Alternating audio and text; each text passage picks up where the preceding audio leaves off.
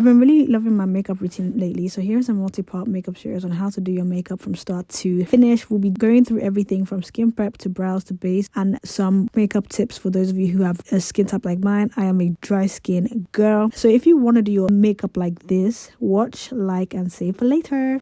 First of all, this hair's in my face and I don't like that. It looks so pale, like a ghost. Jesus. Welcome back to how to get your face beat.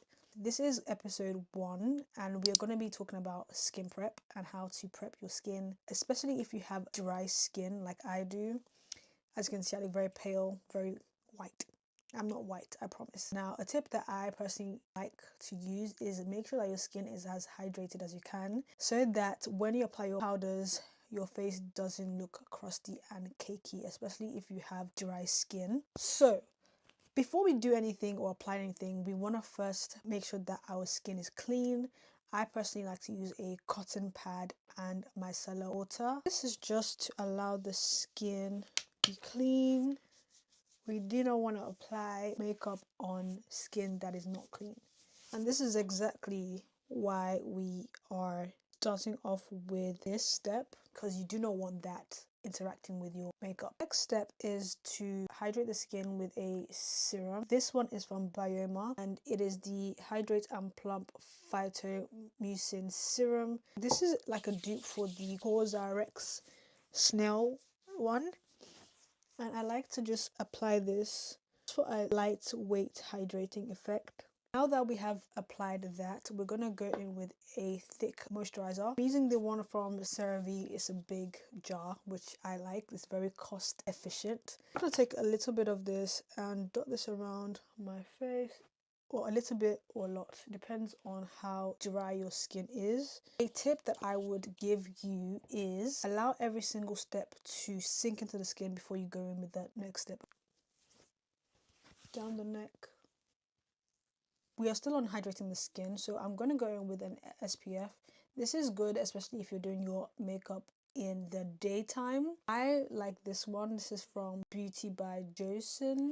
And because I am of a black descent, I don't like things that make me look white. So this is what I use. As you can see, doesn't put a white cast on my skin. You also want to prep your lips so that by the time your face is done, you can apply your lip combo without it looking crusty. I'm using the one from E45. That is skin prep done. This is episode 1. Stick around for episode 2. This is episode 2 of how to do your makeup in our eyebrows today. It is a 4-step brow routine. That sounds like a lot, but it's not a lot. It's just doing what needs to be done, okay? First things first, you want to prep your eyebrows with some eyebrow gel. This is the e.l.f. eyebrow gel. Just press that into your eyebrows. You want to apply quite a lot of pressure. The most important step, if you want your eyebrows to stay matte, is to powder the brows. I'm going to use this powder from Laura Mercier. This is the translucent one. Dip that into my powder, tap off any excess, and powder my eyebrows. I'm now going to fill it in with pomade. I'm going to take an angled brush and I'm going in with the Vanessa Myrix Neutrals palette. I use this for brows and eyeshadow as well. I'm going with this shade right here. Apply that to my brush. Distribute the product on my hand just so that my brush is evenly coated. I'm going to start off from bottom of my eyebrows right here and just drag that and fill it in with hair-like strokes. You want the most pressure on this part of the eyebrow, so right here. Just going to make sure that the tail is how I want it. Then distribute the rest of the product like so. And if this happens, what you want to do is take a spoolie and brush that out with a light hand. Next, I'm going to use the same shade but in the powder version, so this part right here. Fill in every part that is sparse, so around this part of my eyebrow, and it gives it a matte look but also makes it more defined. And also you can just brush that in as well. If the shape is not the way you want it, then you can always go in with a concealer to carve it out. the way that you want it. Now that the brows are done, we are going to carve them with a little bit of concealer. I personally like to use a concealer that is similar or one shade lighter to my skin tone. I'm not a big fan of the white eyebrows, the white halo eyebrows, but obviously you can do whatever you want to do with this step.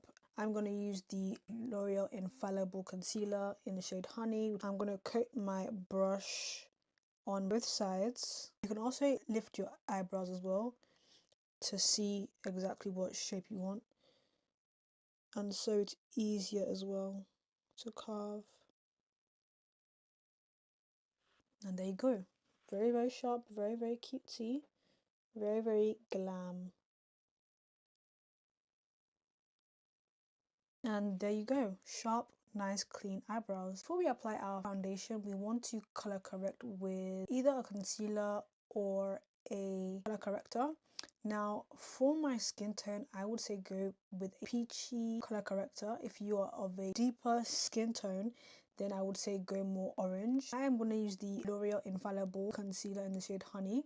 This is warm toned, but it's also pretty much like just slightly deeper than my natural tone.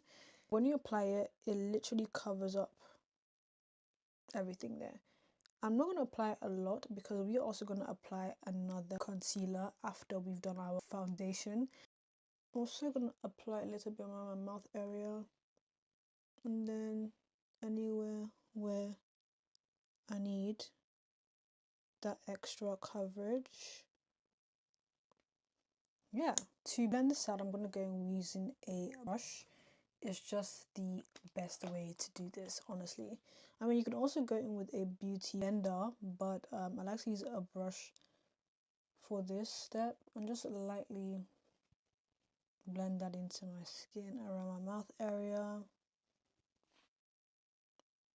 And just blend that out using a light hand, and take your time as well.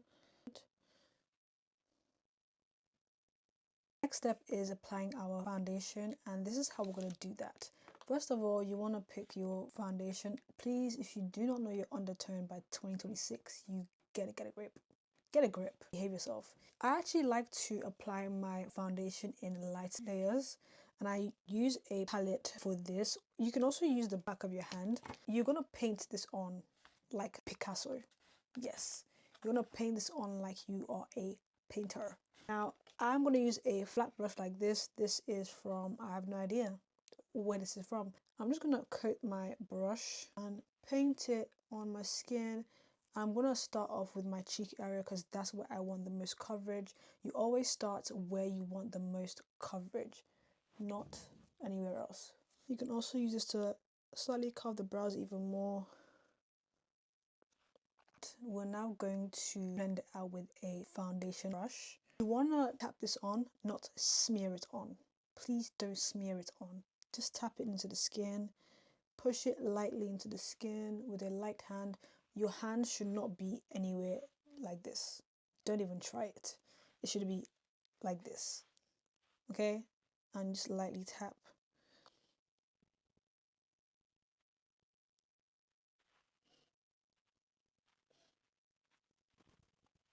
Now that is layer 1. I am going to rehydrate the skin with some setting spray before I go into my next layer.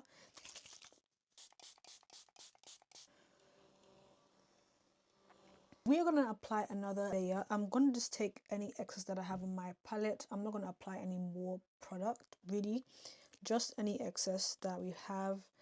And just focus that where I want, again, the most coverage. Or blending it out again with my brush. Making sure that it's blended even down to your neck as well. And into your ears and hairline.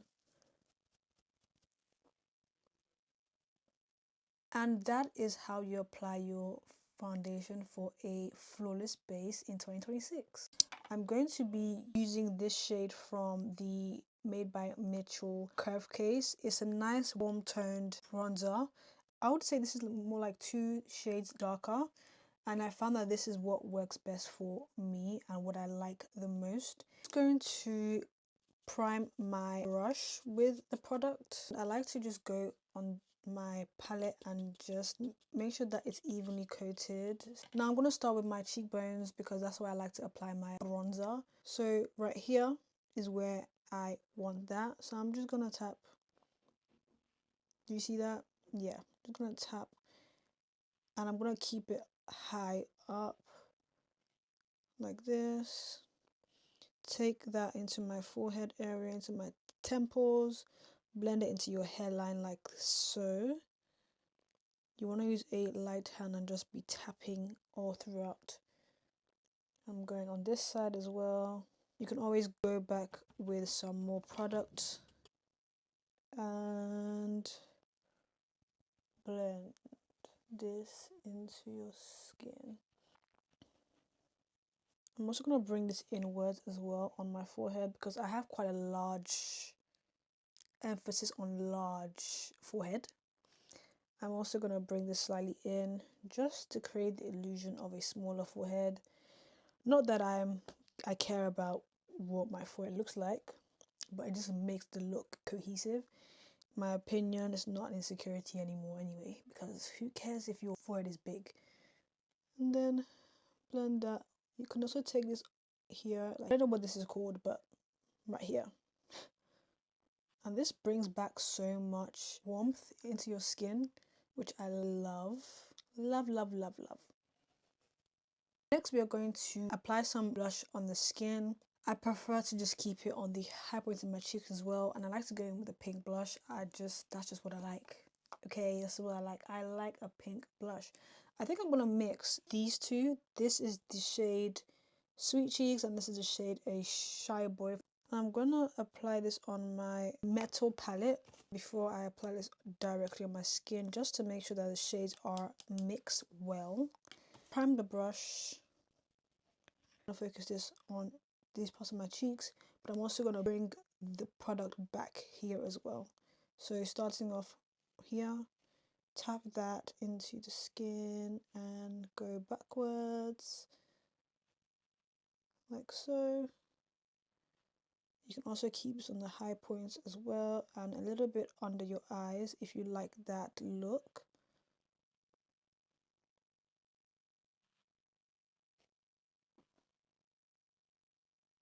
And that's it. On the next side, and that is how you apply your cream blush. And in this episode, we are going to be talking all things under eye, how to achieve a semi-bright under eye without looking crazy in real life. Now, if you've watched episode 2, then you know that we have already applied a little bit of concealer under our eyes when we were trying to cover any hyperpigmentation that we have. And I used a shade that was basically similar to my skin tone. So we do have a little bit of coverage under our eyes. Now we're going to go in with a shade of concealer that is, I would say, one shade lighter than my skin tone. I'm going to take the shade from e.l.f. This is the e.l.f. Hydrating Camera Concealer. This is the shade Tan Neutral. And I'm going to apply this on my under eyes like so. Do the same on the other eye. And depending on your face shape, apply your concealer how you would. I have a heart-shaped face and I like my concealer to stay under my eyes. I don't really like the whole concealer all around my nose and mouth area. I don't do a lot here either because I just feel like it's not necessary for my face shape, but do as you wish, okay? And now the key to this is let your concealer dry down completely. When I say dry down, I mean rock hard. Okay, not that hard, but it should be enough so that the coverage that you want is there. We have allowed this to sit on the skin for a little bit. Okay, I like to use this brush from Real Techniques. This is the RT402 brush. I like to start out with the edges just to tan. Also, please do not smear this on your eyes. Tap it on like so. And then you want to look up as well so that you blend it into your creases.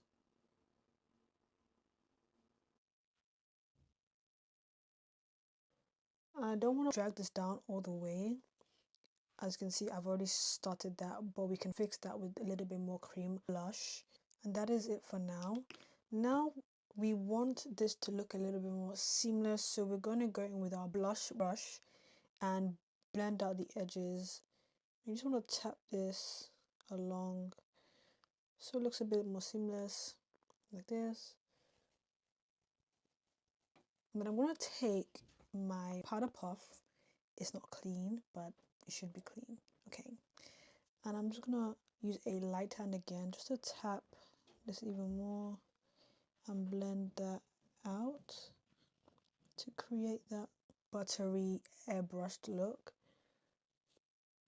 This also is very good at making sure that every harsh line is blended well, and that is how you do your under eyes. And in this episode we will be powdering our whole face, and I'm going to show you how I do that for dry skin. I like a powder that is nice and fine, and I have two options here. So I have the Trigwell Cosmetics Velvet Powder in the shade 6, and then I have the Laura Mercier powder in Translucent. I'm going to use this one today to set my under eyes. I just really like how this works well with my skin tone. First things first, you want to apply your powder onto your powder puff. This is not how you want it to look. You want to tap off any excess powder so that your under eyes do not turn cakey. This also allows even distribution to your powder puff and therefore even distribution on your under eyes. Now before we actually powder our under eyes, you want to make sure that every crease is blended in. So you're gonna go back with your concealer brush and just tap all your concealer under your eyes. Make sure that you're looking up like this and make sure everything is blended. When you're happy with that, go straight in with your powder, still looking up, so that your concealer and your under eyes do not look cakey. And that is how you set your under eyes. Now I'm gonna apply the Laura Mercier powder all over my face. When I say all over my face, the rest of my face. Making sure that I dab off any excess.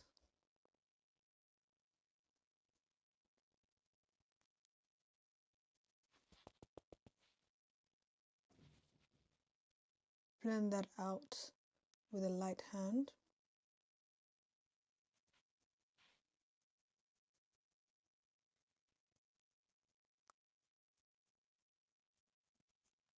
Set every cream with my powders.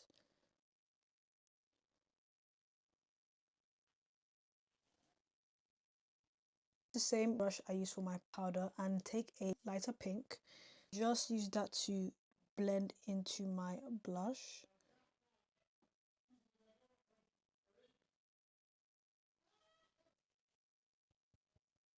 Just sweeping that under my eyes as well for that ombre blush look. Now you also want to spray your face as well, just so everything melts in together. I'm going back in with the Milani Make It Last spray. And that is how you do a flawless base in 2026.